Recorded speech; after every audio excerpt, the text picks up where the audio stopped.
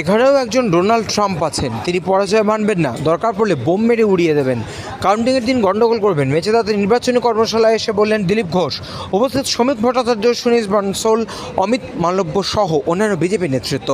Vote গণনা কেমন হবে, কিভাবে হবে তা নিয়ে অবিভক্ত মেদিনীপুরে 35টি বিধানসভা কেন্দ্রের প্রার্থী, এজেন্ট এবং বিজেপি নেতাদের নিয়ে বৈঠক হলো মেচেদার একটি গেস্ট হাউসে।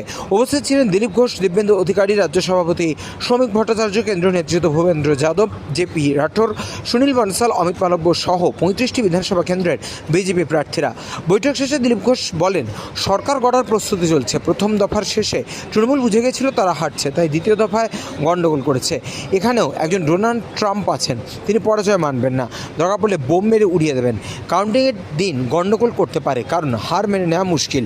বৈঠক শেষে শ্রমিক ভট্টাচার্য বলেন, রাজ্যে যে গণনা কেন্দ্রিক মামলা করতে চেয়েছিল তার জন্য কপিল সিব্বলকে কত টাকা দিয়েছিল তা সরকারে এসে জানাবো। তৃণমূলকেই জনগণ খারিজ করে দিয়েছে, মামলা নতুন কি? তমলুক থেকে সমজিৎ চট্টোপাধ্যায়ের রিপোর্ট, চ্যানেল 24/7। পার্টির ভেতরের ব্যাপার, বাইরের কথা বলবো কেন? গণনা কেন্দ্রে সুপ্রিম কোর্টের নির্দেশ দিয়েছে যে গণনা কেন্দ্রে রাজ্যের কর্মীদের নিয়োগ নিয়ে যে মামলা, ওই গণনা কেন্দ্রিক মামলাটা যে করতে গেছিল না, কপিল সিবালকে কত টাকা ফিস দিয়েছে, আমরা সরকারে এসে আজকের দিনে আপনাদের কত টাকা খরচা হলো, আপনাদেরই ট্যাক্সের টাকা তো আমরা জানাবো। 7 দিনের মধ্যে কত টাকা সুপ্রিম কোর্টে এবং হাইকোর্টে খরচা করেছে রাজ্য সরকার, সেটা নতুন সরকার সুপ্রিম কোর্টে তৃণমূলের খারিজ করে দিয়েছে মামলা। নতুন কে আছে?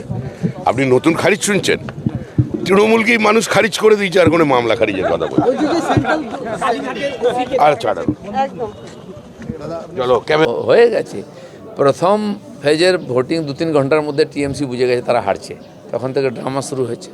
শেষের দিকে গন্ডগোল করার চেষ্টা করেছিল, তাদের নিজস্ব এলাকা যেটা জিতে আছে সেটাও করতে দেয়নি নির্বাচন কমিশন।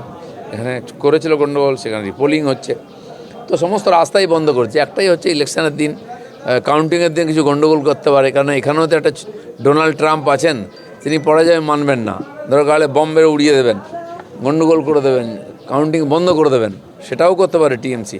কারণ হার মেনে নেওয়া খুব মুশকিল, যারা খুব স্বৈরাচারী হয় তারা হার মেনে নিতে পারে না। হ্যাঁ, 15 জন হবে, আগেই আশা ছিল, যেখানে যেখানে কমপ্লেন এসছে আর মনে হয়েছে গন্ডগোল হয়েছে, হওয়া উচিত। আরে 400ই নিন না, উনি কে না বলেছে? 4 তারিখ অবধি সব সিট ওনাকে দিয়ে দিচ্ছি আমরা। 4 তারিখ দুপুরের পর থেকে আমরা জিতবো, আমরা সরকার গঠন করব।